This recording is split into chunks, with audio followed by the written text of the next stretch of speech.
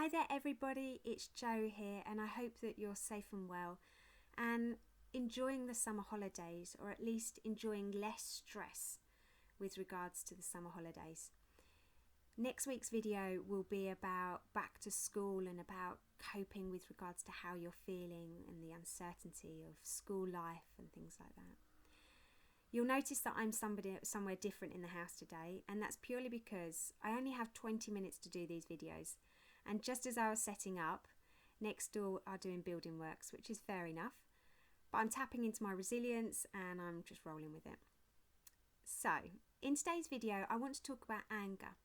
I want us to learn to understand what is anger, why we feel it, the stages of anger, our triggers, and our emotions. And then what we'll do is I'll briefly talk about, or at least signpost you to where you can go to find out some suggestions of how to deal with your anger. My biggest thing with anger though is that if you had somebody that was upset and crying, they may be met with a tissue, a cuddle, a listening ear. However, if you was to have this anger outburst, it would be frowned upon possibly. It's unacceptable, and whilst, don't get me wrong, sometimes the behaviour and the what you express might be unacceptable. What I think is going on is that person is crying, but just crying out in anger. And what I need you to realise is that anger and rage, those emotions, are completely natural. And so many people say to me, oh, I need anger management. I don't believe in anger management personally. I believe that what you need to do is you need to learn how to manage your anger.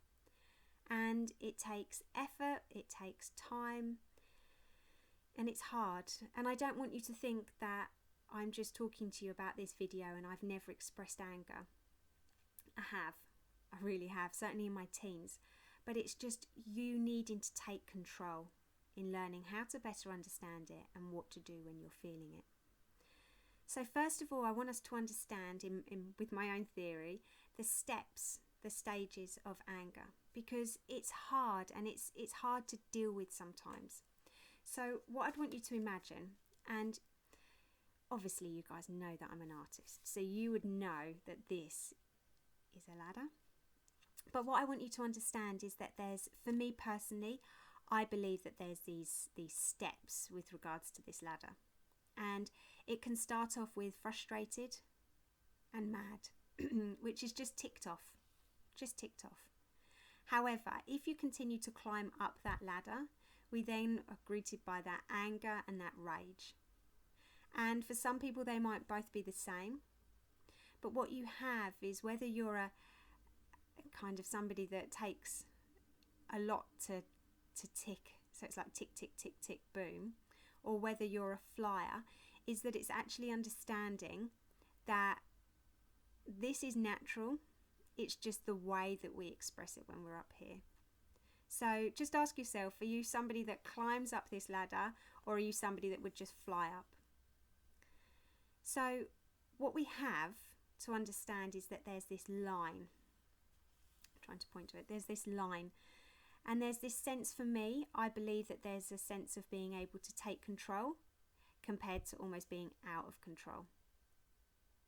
And it's really hard, guys. I get that. But what you have to realise is that before you cross that line, you just have to forward think. And just think to yourself, if I carry on, am I going to get across my point of view? Am I actually going to find out or, win here? Is it worth it? And certainly you're not going to want to hear about school when you're not at school.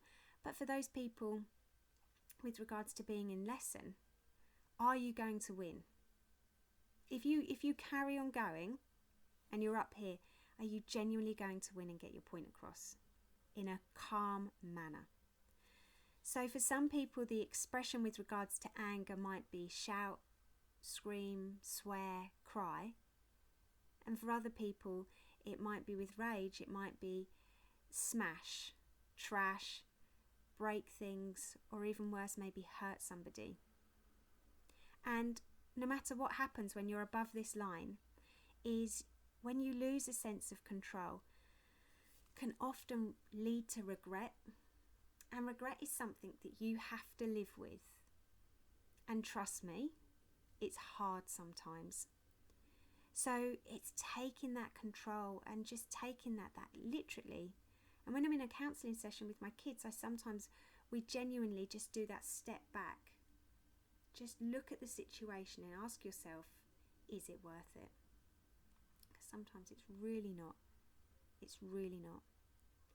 And what you need to consider is really going on is also this iceberg. And if you've not seen the iceberg, it's brilliant. I've got kind of an illustration for you. But with an iceberg, what's represented and shown on top of the iceberg is a lot smaller compared to below the surface.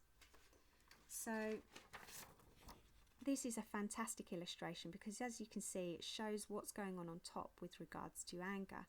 But as you'll see, what's actually going on below the surface is those different emotions. And as you can see, there's quite a few there. Quite a few. And each and every one of those is overwhelming. So it's understandable that you're going to feel angry. It's just the way that you react to the anger.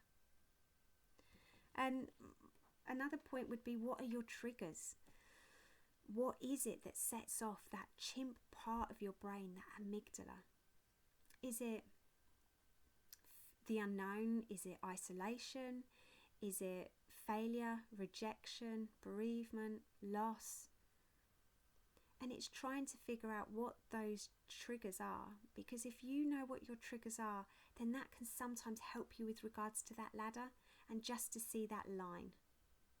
And I know I make it sound super simple, and trust me, I know it's not, but it takes practice. It takes a lot of practice, and it's worth it.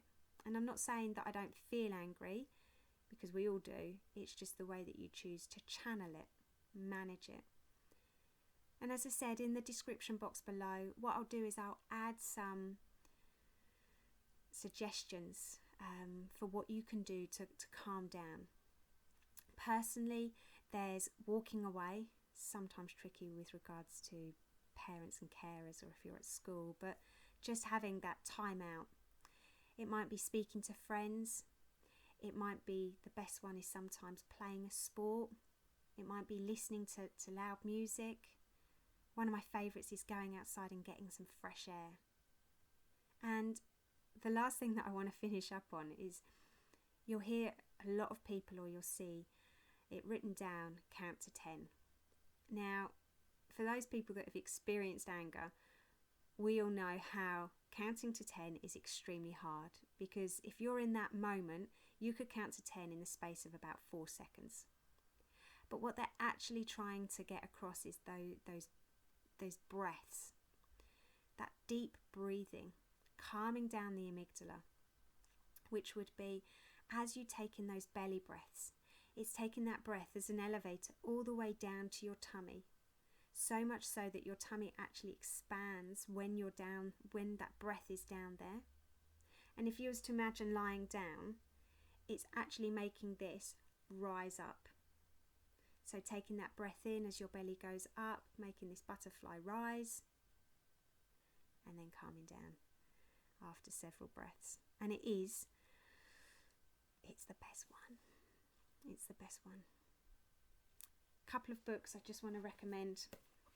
This one I'm going to put in the description box below. It's a fantastic book.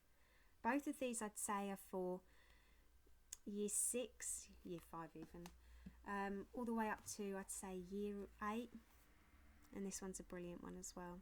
So I'll put those details in the description box. Yeah, I'm going to leave it there. But take care, stay safe, and I look forward to doing that back to school video next week. See you later, everybody. Bye.